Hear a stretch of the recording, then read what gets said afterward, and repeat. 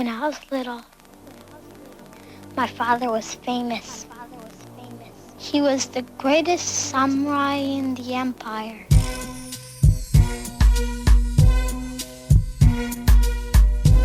He cut off the heads of 131. Hey everybody, Jerry Williams, aka Greater Sapien here. Thanks for stopping by.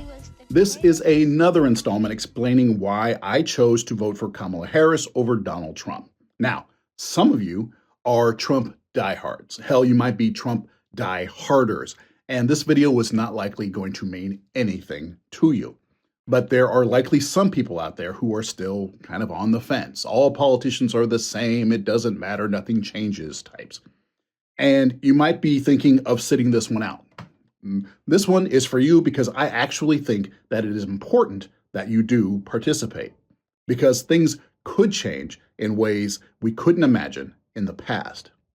So today I'll be talking about Trump's openly stated aspirations to consolidate extreme power and why this threat to democracy is another reason I chose to vote for Kamala Harris over Donald Trump.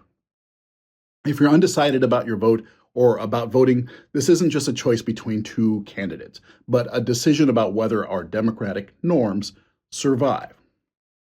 Once again, I will break this down into four key areas. Trump's love for dictatorship, the erosion of the rule of law, weaponization of federal power, and rising racism and violence. Let's go. Let's start with the most glaring issue, Trump's desire for absolute power. He's made it abundantly clear, and he's not even trying to hide it. Trump himself said that he would be a dictator on day one of a second presidency. Now, he did say only on day one, and those who defend him say he was just joking. But when asked if he would be a dictator by Sean Hannity, who I'm pretty sure thought it was a softball question, Trump should have just said, no, of course not. Because being a dictator should not be a part of an American president's mindset, but it's part of Trump's. Trump has been constant in his praise for Vladimir Putin and Kim Jong-un, admiring their ability to command absolute loyalty and control. Retired Marine General Mark Kelly recently revealed in an interview with The Atlantic that Trump thought he needed German generals, Hitler's generals, because of the loyalty he felt they had for Hitler. Trump doesn't just admire these dictators, he wants to become one. He literally said at a roundtable event in Florida, as president, you have tremendous, extreme power. You can just say, close the border, and the border's closed. But it's not actually that simple. When he was president the first time, he wanted to do that, but the sensible lawyers around him told him he couldn't. And I don't think he's going to have those lawyers next time around. Voting for Trump is essentially voting for someone who's obsessed with consolidating dictatorial power, but compare that to Kamala Harris, who believes in the balance of power and respects the limitations that come with governing in a democracy. If you value checks and balances, this is a no-brainer. My second concern is Trump's complete disregard for the rule of law. As Sherilyn Ifill, Vernon E. Jordan Endowed Chair in Civil Rights at Howard University, stated in a recent interview, Trump has been on a learning curve about presidential power since he first took office.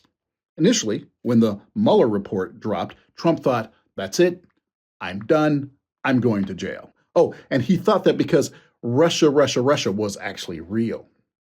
Read the report. But then he learned that as president, he couldn't be prosecuted while in office. Instead of recognizing this as a safeguard of democracy, he used it as a shield to become more outrageous and lawless. He fired his own attorney general, Jeff Sessions, because Sessions recused himself from the Russia investigation. And Trump didn't like that. This is not someone who respects the rule of law. He believes he can manipulate legal institutions to serve his personal interests, and he'll likely push those limits even further in a second term. Harris, on the other hand, has made clear that no one is above the law. Her background as a former prosecutor and attorney general speaks volumes. She understands the importance of legal norms and has worked to uphold them, not break them. Third, Trump has a track record of trying to weaponize federal power. Trump likes to claim he's the greatest victim of the weaponization of the DOJ, when in fact, all those involved in this election, he is the first and largest perpetrator of it. During his first term, there were attempts to use government institutions like the Department of Justice to target political enemies. Trump wanted to use the prosecutorial power of the government purely as a tool, and though he was largely stopped in his first term, my fear is that without resistance from within, he will go all in during the second term. Trump incessantly asked his aides to investigate and prosecute people he perceived as his enemies. He tried to use the DOJ like his personal attack dog. This isn't some conspiracy theory. These are well-documented facts. Trump supporters like to say, well, he said lock Hillary up, but he didn't actually do it. But they forget that he tried. They just didn't find anything. Now, think about what happens if the next time there are no internal checks, no attorneys general with the backbone to stand up to him. Voting for Trump is essentially voting for the breakdown of independent institutions. And that's terrifying. On the other hand, Harris believes in strengthening these institutions to protect, not destroy, democracy.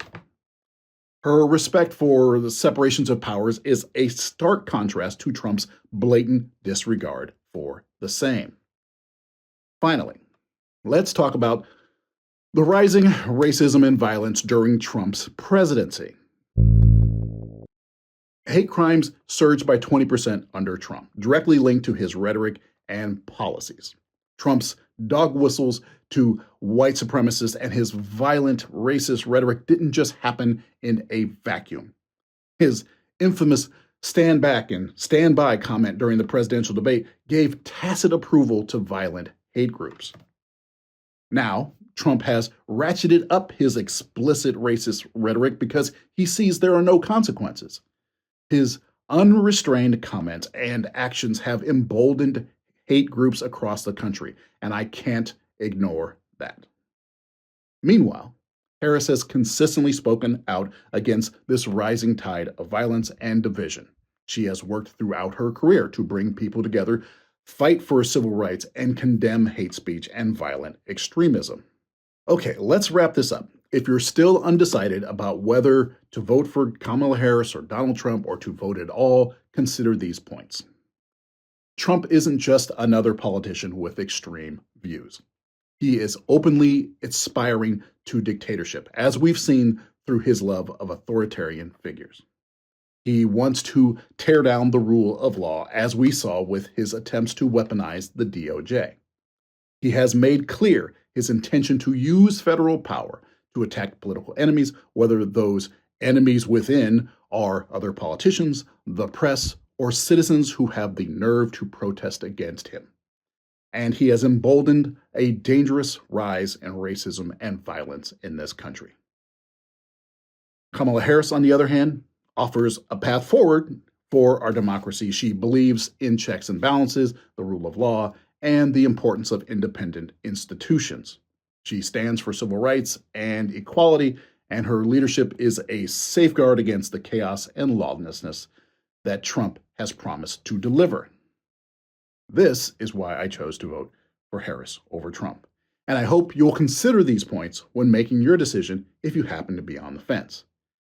And if you happen to be a die-harder Trump supporter and you've made it this far through the video, you know what? I'm impressed. You might have rage quit once or twice there, but you made it. I hope you learned something. Take care. That's my job. That's what I do. I don't lose. I win. Is there no one on this planet to even challenge me? Maybe you came by to congratulate me on last night's victory.